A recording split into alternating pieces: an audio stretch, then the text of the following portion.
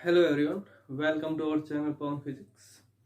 Last video में जो हम डिस्कस कर रहे थे वो फिजिकल क्वांटिटीज़ के लिए डायमेंशन फार्मूला के बारे में डिस्कस कर रहे थे। तो फंडामेंटल क्वांटिटी और जो हमारे पास जो बेसिक क्वांटिटी है और जो बाकी जो क्वांटिटी थे उनके लिए हमने डायमेंशन फार्मूला फाइंड आउट कर लिया था। अब हम उसी डायमेंशन फार्मूला के बेसिस के ऊपर उसके कुछ एक यूजेज हम यहाँ पर स्टडी करेंगे जो आपके आगे भी काम आएंगे। तो इसके यूजेज जो हम यहाँ पे स्टडी करेंगे वो कौन कौन से हैं? सबसे पहले for checking the correctness of the formula, for derivation of formula, for conversion of one system of unit into another system of units। किसी भी फॉर्मूले को चेक करने के लिए कि वो सही है या गलत है, वो जो फॉर्मूला जो आपने लिखा है फिजिक्स का है वो फॉर्मूला वो सही है या गलत है, ये चेक करने के लिए हम डायमेंशन एनालिसिस या सिंपल आप डायमेंशन इक्वेशन या सिंपल आप बोल सकते हो डायमेंशन फॉर्मूला की हेल्प से हम बता सकते हैं वो फॉर्मूला सही है या गलत है। सभी के लिए अप्लीकेबल नहीं है, लेकिन फिर भी मोस्ट ऑफली आप ये समझ लीजिए 100 में से अप टू 90% तक, मतलब 80 to 90% ये आपको बता देगा सही या गलत है। कहाँ पर ये जाकर के फेल हो जाता है डायमेंशन एनालिसिस, डायमेंशन फॉर्मूले के बेसिस के ऊपर इसका ये यूज वो ही बताएंगे। पहले जहाँ तक एप्लीकेबल है वहां तक पढ़ते हैं। तो कौन सा फॉर्मूला सही है कौन सा फॉर्मूला गलत है ये हम डायमेंशन फॉर्मूला के बेसिस पे बता सकते हैं। फॉर्मूले को हम ड्राइव भी कर सकते हैं, बस आपको ये पता होना चाहिए फॉर्मूला जो है वो किन किन क्वांटिटी पे डिपेंड कर रहा है। उसके लिए हम किसी भी फिजिकल क्वांटिटी के लिए उसका फॉर्मूला भी एक्सप्रेशन भी बता सकते हैं। और तीसरा हम यहाँ पर देखेंगे कि हम एक सिस्टम ऑफ यूनिट को दूसरे सिस्टम ऑफ यूनिट में कैसे कन्वर्ट कर सकते हैं।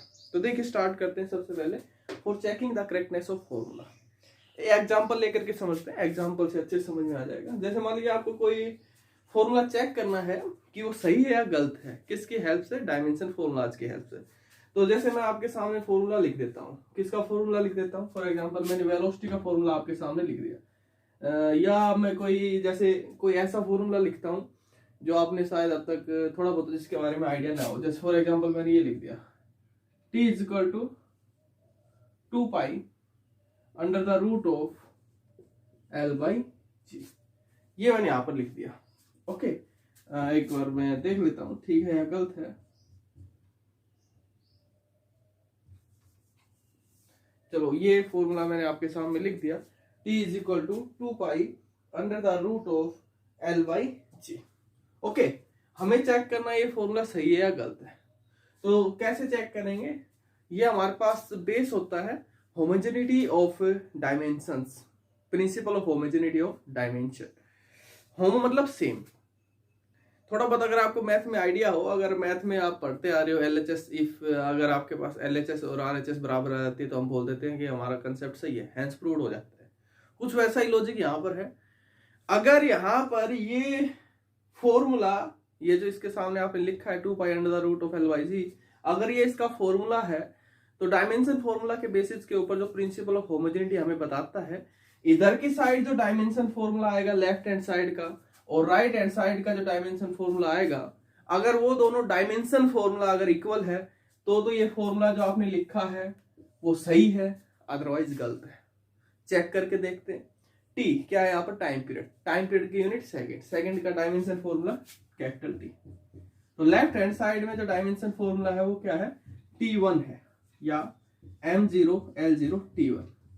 अगर राइट हैंड साइड का भी डायमेंशन फॉर्मूला यही आ जाता है M0 L0 T1, तो ये जो आपने एक्सप्रेशन लिख रखी है टाइम पीरियड ऑफ पेंडुलम सही है, अदरवाइज गलत है। चेक कर लेते हैं। राइट हैंड साइड लेकर के चलते हैं। राइट हैंड साइड में क्या है? Under the root of L/G। ये आपके पास डायमेंशन लेस क्वांटिटी है, इनका तो कोई डायमेंशन फॉर्मूला होता नहीं है। ये एक तरीके से उसकी लिमिटेशन भी है डायमेंशन एनालिसिस, डायमेंशन फॉर्मूला की, जो आपको इनके बारे में कुछ नहीं बताता है।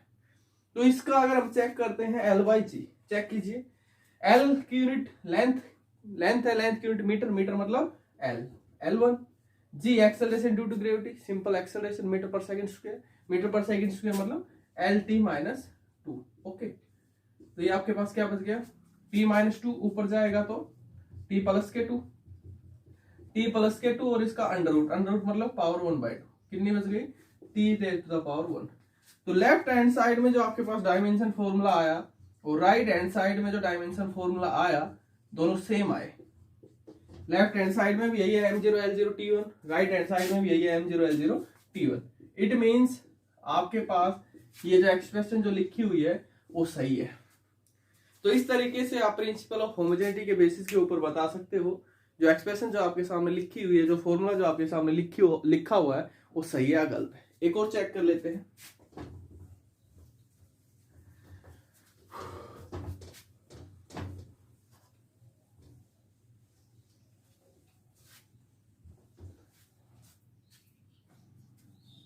जैसे मैंने यहां पर लिख दिया एनर्जी इज इक्वल टू, या फोर्स ले लेते हैं, F is equal to mgh। ये मैंने यहां पर लिखा F is equal to mgh। F जो फोर्स है, m मास है, g acceleration due to gravity है, h हाइट है। तो आपने चेक करके बताना on the basis of dimension formula ये जो एक्सप्रेशन जो आपने लिखी है वो सही है या गलत है। तो कैसे करेंगे? लेफ्ट हैंड साइड उठाइए, राइट हैंड साइड उठाइए। अगर दोनों साइड्स का अगर डायमेंशन फॉर्मूला अगर इक्वल है तो ये एक्सप्रेशन सही है जो फोर्स के लिए लिख रखी है, अदरवाइज गलत है। चेक करें। फोर्स के लिए हमारे पास डायमेंशन फॉर्मूला क्या होता है, अब इनके लिए आपको प्रैक्टिस करनी पड़ेगी। पहले आपको इन सब का डायमेंशन फॉर्मूला पता होना चाहिए, बेसिक क्वांटिटी के साथ साथ फोर्स, एनर्जी, ये सब। नहीं तो आपको निकाल के देखना पड़ेगा, क्योंकि फोर्स जो आपने अब तक पढ़ रखा है वो केवल ये पढ़ रखा है F इक्वल टू m में। केवल यही फोर्स नहीं है, और भी बहुत सारे फोर्स आएंगे हमारे पास। ओके, तो उन सब के लिए डायमेंशन फॉर्मूला सेम आएगा, भले ही एक्सप्रेशन सबके लिए अलग अलग हो।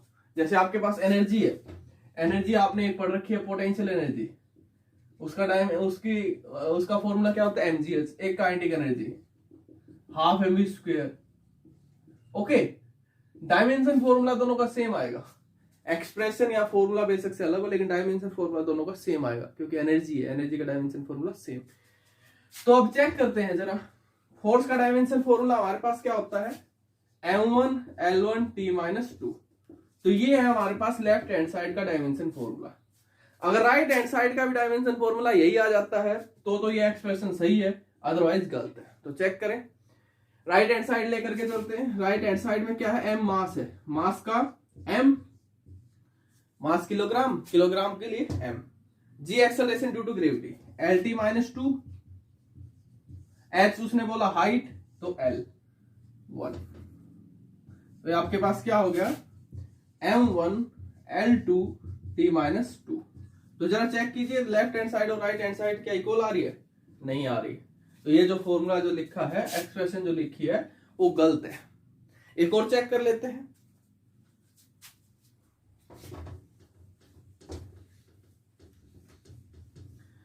Kinetic energy is equal to half mv square. Check कीजिए क्या फॉर्मूला सही है गलत है। तो काइनेटिक एनर्जी का डायमेंशन फॉर्मूला हमारे पास क्या होता है, m1 L2 T-2। Left hand side में ये आ गया, राइट हैंड साइड में भी अगर यही आता है तो ये एक्सप्रेशन सही है, अदरवाइज गलत है। चेक कर लेते हैं। हाफ डायमेंशन लेस क्वांटिटी, इसके बारे में डायमेंशन कुछ नहीं बताता है। तो m का m और v का क्या होता है LT-1 और इसका स्क्वायर। तो राइट हैंड साइड में क्या आ जाएगा, m1 L2 T-2। चेक कीजिए लेफ्ट और राइट दोनों इक्वल है या गलत, सही है या गलत है। दोनों इक्वल, मतलब ये फॉर्मूला आपका राइट है। तो ऐसे आप कोई भी फॉर्मूला चेक कर सकते हो, और कंपटीशन एग्जाम में ये बहुत ही इंपॉर्टेंट टॉपिक आपके लिए। डायमेंशन फॉर्मूला जो है बहुत है टॉपिक, जो है बहुत इंपॉर्टेंट टॉपिक है। एक क्वेश्चन इसमें जरूर आता है किसी भी फिजिकल क्वांटिटी के लिए, वो एक के लिए डायमेंशन फॉर्मूला जरूर पूछेगा, और साथ ही साथ वो आपसे कोई एक्सप्रेशन भी देगा, और आपको उनमें बहुत से एक्सप्रेशन में ये डायमेंशन फॉर्मूला आपके लिए यूजफुल है चेक करने के लिए कि वो ये एक्सप्रेशन सही है या गलत है। तो आगे तक काम आता है। तो मोस्ट इंपोर्टेंट टॉपिक है। अब नेक्स्ट एप्लीकेशन देखिए, इसका नेक्स्ट यूज देखिए। To drive the formula, formula drive करने के लिए हम डायमेंशनल एनालिसिस का, डायमेंशन फॉर्मूलाज का या डायमेंशनल इक्वेशन का हम यूज कर सकते हैं। कैसे कर सकते हैं, सिर्फ हमें यह पता होना चाहिए कि जो हम एक्सप्रेशन फाइंड आउट करना चाह रहे हैं, जिस फिजिकल क्वांटिटी के लिए हम एक्सप्रेशन फाइंड आउट करना चाह रहे हैं, वो डिपेंड किस किस पे करती है। सिर्फ हमें इतना पता होना चाहिए। एक करके देखते हैं एग्जांपल फिर से वही। जैसे मैं आपसे कहता हूं कि आप पोटेंशियल एनर्जी के लिए मुझे एक्सप्रेशन बताइए किसके इक्वल होती है। जैसे आपको पता है पोटेंशियल एनर्जी हमारे पास किसके इक्वल होती है, mgh, यही होता है। थोड़ा बहुत आइडिया तो होगा, 9th क्लास में याद होगा। m is the mass of the object, g acceleration due to gravity, h height. अब मैं इसको देखिए डायमेंशन फॉर्मूला या डायमेंशन इक्वेशन की हेल्प से इसको ड्राइव करके दिखाऊंगा। ये हमें क्या बताता है ये आपको बताता है अगर आप किसी भी फिजिकल क्वांटिटी के लिए फॉर्मूला ड्राइव करना चाह रहे हो तो हमें सिर्फ ये पता होना चाहिए कि वो फिजिकल क्वांटिटी किस किस क्वांटिटी पे डिपेंड करती है। तो पोटेंशियल एनर्जी जो डिपेंड करती है वो किस किस पे डिपेंड करती है, मास ऑफ द ऑब्जेक्ट पे, एक्सेलरेशन ड्यू टू ग्रेविटी पे और हाइट पे। कोई भी नया फॉर्मूला नया एक्सप्रेशन आपको देगा वो फाइंड आउट करने के लिए एग्जाम में, तो जिस भी क्वांटिटी के लिए निकलवाएगा, जैसे मैं आपसे कह देता हूं कि ये पोटेंशियल एनर्जी नहीं है, कोई आपके पास फिजिकल क्वांटिटी है जो मास, एक्सेलरेशन ड्यू टू ग्रेविटी और हाइट पे डिपेंड कर रही है, और जो ये क्वांटिटी इन तीनों पे डिपेंड कर रही है उसका जो डायमेंशन फॉर्मूला जो है वो ये है m1l2t-2। ओके, तो बताइए उसके लिए एक्सप्रेशन क्या आएगी, उसका फॉर्मूला क्या आएगा, वो आएगा किसके इक्वल। ठीक है, तो अगर आपको नहीं पता है तो कोई बात नहीं, ये पोटेंशियल एनर्जी क्या होता है क्या नहीं आपको बता देगा। ओके, तो हमें से ये उसने दे दिया, ये फिजिकल क्वांटिटी है कोई आपके पास, वो इन तीनों पे डिपेंड कर रही है, हाइट पे, एक्सेलरेशन ड्यू टू ग्रेविटी पे और मास पे, और उस फिजिकल क्वांटिटी का डायमेंशन फॉर्मूला ये है। तो उसके लिए एक्सप्रेशन बताइए क्या आएगी। तो देखिए वो आपके पास फिजिकल क्वांटिटी कोई भी है, एक्स वाई जेड, मैंने एक्स मान ली, जिस जिस क्वांटिटी पे वो डिपेंड कर रही है उसको ऐसे लिखिए एम की वैल्यू हमें नहीं पता कितनी आएगी, m1 आएगा, m2 आएगा, m3 आएगा, m0 आएगा, जो भी आएगा -1 आएगा। किस पे डिपेंड करिए, जी पे, जी का भी नहीं पता कितनी बार आएगा, 0 टाइम आएगा, 1 टाइम आएगा, -1 टाइम आएगा, इसको लिखो बी। एच का भी नहीं पता कितनी बार आएगा, 1 टाइम, 2 टाइम, 3 टाइम, 0 टाइम, इसका लिखो सी। हमने मान लिया ए बी सी, जो भी वैल्यू आएगी। अब ये जो क्वांटिटी है उसका फिजिकल, उसका डायमेंशन फॉर्मूला गिवन है, कितना है, m1l2t-2 इज इक्वल टू, यहां पर डायरेक्टली प्रोपोर्शनल के साइन को हटाओगे तो कांस्टेंट आएगा, के लिख देता हूं, मान लीजिए कि आपके पास आ गया, थोड़ी देर के लिए भूल जाओ इसको, कंफ्यूज हो जाओगे।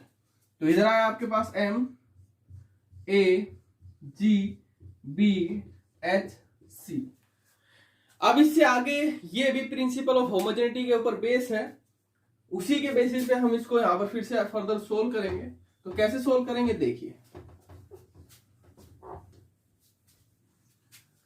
लेफ्ट साइड में है आपके पास m1l2t-2, राइट साइड में आपके पास m, अब m क्या होता है आपके पास, मास, मास मींस किलोग्राम, इसका dimension formula m raise to power a जो आप लेकर के चले हो, g acceleration due to gravity, dimension formula l(t-2) raise to power b, h dimension formula l raise to power c।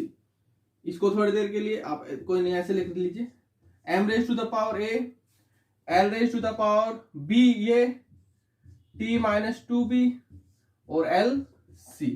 तो कितना हो गया ये आपके पास, m raise to the power a, l raise to the power b यहां, c वहां, b plus c, t raise to the power -2b। फिर से वही प्रिंसिपल ऑफ होमोजेनिटी अप्लाई कीजिए, इधर की साइड आपके पास क्या है, m1l2t-2, तो ये m का जो आपके पास कांस्टेंट है, वेरिएबल है 1, इसको इसके इक्वल लिखिए, a के इक्वल, तो a की वैल्यू कितनी आएगी, 1 आएगी। l का यहाँ पर वैल्यू कितनी है, पावर कितनी है, 2, यहाँ पर कितनी है, b प्लस c, तो b प्लस c की क्या आएगी वैल्यू, 2 आएगी, -2b यहाँ पर -2, तो -2b किसके इक्वल आएगा, -2 के इक्वल आएगा, तो b किसके इक्वल आएगा, b इज इक्वल टू 1, तो a की वैल्यू भी 1, b की वैल्यू भी 1, c की कितनी हो जाएगी, b plus c is equal to किसके है, 2 के, तो c is equal to 2 minus b, that is equal to 2 minus 1, that is equal to 1। a भी 1, b भी 1, c भी 1, a की वैल्यू भी 1, b की वैल्यू भी 1, c की वैल्यू 1। अब वापस वहीं पे चलिए जहां से हम चले थे, जो हमने लिखा था, जो आपके पास क्वांटिटी थी, that is equal to directly proportional to m raise to the power a और g raise to the power b and h raise to the power c। Okay, तो a b c की value आ गई, put कीजिए, solve कीजिए, तो x directly proportional to m a raise to the power 1, g raise to the power 1, h raise to the power 1, तो x directly proportional to mgh या x is equal to mgh। तो ये आपके पास किसका expression आ जाता है, potential energy का। तो जिसके लिए भी है नहीं पता है कोई नहीं, लेकिन जो क्वांटिटी इन तीनों वेरिएबल पे डिपेंड कर रही है, mg और h, और उस क्वांटिटी का अगर डायमेंशन फॉर्मूला ये है तो उसके लिए आपके पास ये एक्सप्रेशन आएगी। ओके, तो ऐसे आप बाकी एग्जांपल करके देखिए, काइनेटिक एनर्जी के लिए, फोर्स के लिए। जैसे मैं कह देता हूँ, फोर्स आपके पास डिपेंड कर रहा है किस किस के ऊपर, मास और एक्सेलरेशन के ऊपर, और फोर्स का जो डायमेंशन फॉर्मूला है वो है m1L1T-2। तो बताइए उसके लिए एक्सप्रेशन क्या आएगी। वैसे तो आपको पता है F=m में होता है, लेकिन फिर भी ट्राई करके देखिए। ओके, ऐसे ही मैं कह देता हूं, आपके पास काइनेटिक एनर्जी है, वो मास ऑफ द ऑब्जेक्ट और वेलोसिटी ऑफ द ऑब्जेक्ट पे डिपेंड करे, तो बताइए उसके लिए एक्सप्रेशन क्या आएगी। इस तरीके से आप फाइंड आउट कर सकते हो। नेक्स्ट देखिए, conversion of one system of unit into another system. Dimension formulas की हेल्प से हम सिस्टम, एक सिस्टम जो है यूनिट का, उसको दूसरे सिस्टम में कैसे कन्वर्ट कर सकते हैं। जैसे एमकेएस सिस्टम है, एमकेएस को सीजीएस में कैसे कन्वर्ट कर सकते हैं, सीजीएस को एमकेएस में कैसे कन्वर्ट कर सकते हैं, तो वो समझिए। तो हम कैसे करेंगे, देखिए जो भी आपके पास है, जैसे मैं कह देता हूं फोर्स है आपके पास, फोर्स है आपके पास कितना 1 न्यूटन, फोर्स है आपके पास कितना 1 न्यूटन। इसको डाइन में कन्वर्ट कीजिए, इस फोर्स को डाइन में कन्वर्ट कीजिए, तो आपके पास कितने डाइन होंगे 1 न्यूटन में, ये आपको बताना है। इसमें कितने डाइन है 1 न्यूटन में, ये बताइए कितने डाइन। डाइन क्या आपके पास सीजीएस सिस्टम में यूनिट है, और न्यूटन जो है आपकी एसआई यूनिट है। तो बताइए 1 न्यूटन में हाउ मच डाइन। तो ये जो है आपके पास, जो हम सिस्टम जो कन्वर्ट करते हैं एक यूनिट का दूसरे सिस्टम ऑफ यूनिट के अंदर, वो हमारे पास डिपेंड होता है इस प्रिंसिपल के ऊपर कि जो फिजिकल क्वांटिटी का जो मैग्नीट्यूड जो होता है वो सेम रहता है। कैसे, जरा समझने की कोशिश कीजिए। उसने आपसे पूछा, जैसे यही एग्जांपल हम लेकर के चलते हैं कि बताइए 1 न्यूटन में कितने डाइन। तो 1 न्यूटन को मैं कैसे लिख सकता हूं, N1U1 लिख सकता हूं। U1 जो आपके पास पहला सिस्टम है उसकी यूनिट न्यूटन, U1 से दिखा दिया। N1 जितना उसका मैग्नीट्यूड है, कितना न्यूटन है 1 न्यूटन है N1। डाइन U2 दूसरा सिस्टम जो यूनिट है वो U2 कितना है, N2 नाम दे देता हूं। आपको क्या फाइंड आउट करना है, आपको बताना N2 कितना है, ये तो बताना है 1 न्यूटन में कितने डाइन। कैसे बताएंगे जरा देखिए, 1 न्यूटन में कितने डाइन, ये आपने बताना है। तो न्यूटन जो है एक्चुअल में वो क्या है, 1 newton is equal to 1 kilogram metre per second square, यही तो होता है kilogram metre per second square. Okay, तो इसको मैं कैसे लिख सकता हूं, इसको मैं कैसे लिख सकता हूं N1U1। अब इसको थोड़ा टाइम के लिए भूलिए, इसको थोड़ा टाइम के लिए भूलिए, इसको मैं कैसे लिख सकता हूं, N1 कितना है 1 न्यूटन में बताना है कितना डाइन है, U1 कितना है kilogram metre per second square. Dyne क्या होता है हमारे पास, 1 dyne is equal to 1 centimetre, 1 gram centimetre per second square. ये आपके पास होता है सीजीएस सिस्टम। तो आपने ये बताना है 1 न्यूटन में कितने डाइन, या 1 किलोग्राम मीटर पर सेकंड में कितने ग्राम सेंटीमीटर पर सेकंड स्क्वायर। तो देखिए क्या करेंगे, यहां से किलोग्राम को ग्राम में कन्वर्ट कीजिए, मीटर को सेंटीमीटर में, सेकंड को सेकंड में। तो आप कैसे लिख सकते हो 1 किलोग्राम, इसको कैसे लिख सकते हैं 1 kilogram into 1 metre into 1 second square लिख सकते हैं। तो आपके पास ये कितना हो जाएगा, जो आपके पास चल रहा था N1U1 is equal to 1 kilogram की जगह 1000 ग्राम लिख सकता हूं, 1 मीटर की जगह 1000 सेंटीमीटर लिख सकता हूं, और 1 सेकंड स्क्वायर की जगह 1 सेकंड स्क्वायर लिख सकता हूं। तो ये आपके पास किसके इक्वल हो जाएगा, N1U1 is equal to 10⁻3 gram, 10⁻3 centimetre और 1 सेकंड स्क्वायर, या N1U1 is equal to 10⁻3 1 metre is equal to 100 centimetre, 1 metre is equal to 100 centimetre. तो ये आपके पास क्या आएगा 10⁻2। तो 10⁻3 है 2 है, 10⁻5 into 1 gram centimetre per second square. तो ये अब आपके पास क्या होता है 1 ग्राम सेंटीमीटर स्क्वायर, 1 डाइन। तो क्या लिख सकता हूं मैं N1U1 is equal to 10⁻5 into 1 dyne, या सिंपल डाइन। और ये क्या था N1U1 1 न्यूटन। तो 1 न्यूटन किसके इक्वल होता है 10⁻5 डाइन। ओके, सेम ऐसे ही आप निकाल सकते हो कि 1 dyne is equal to how much newton, 1 dyne is equal to how much newton. तो इसमें ये N1 हो जाएगा, ये U1 हो जाएगा। इसको आप फिर से वैसे ही लेकर के चलोगे, ग्राम को किलोग्राम में कन्वर्ट करोगे, सेंटीमीटर को मीटर में, और सेकंड को सेकंड में, तो आपके पास जो वैल्यू आएगी वो क्या आएगी, 10⁻⁵ न्यूटन। इसको आपने सोल्व करके देखना है। 1 dyne is equal to 10⁻⁵ newton. Okay, तो ये आपके पास होता है conversion of one system of unit into another system of unit. इसके ऊपर प्रैक्टिस कीजिए। जैसे मैं पूछता हूं आपसे 1 जूल में कितने आर्ग बताइए, तो जूल जो है वो ऐसा यूनिट है किसकी, एनर्जी की। तो ये आपके पास कितना होता है, 1 joule is equal to 1 kilogram metre square per second square. इसको N1U1 लिख लीजिए, N1U1। आर्ग आपके पास होता है क्या, ग्राम centimetre square per second square. तो कैसे करेंगे, चलो इसको भी देख लीजिए।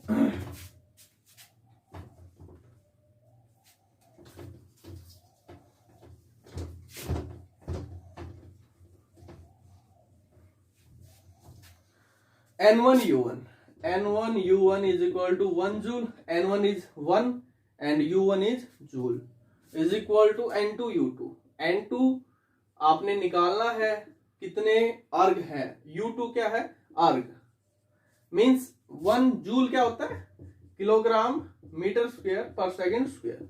N2 निकालना है, अर्ग क्या होता है, ग्राम centimetre square per second square.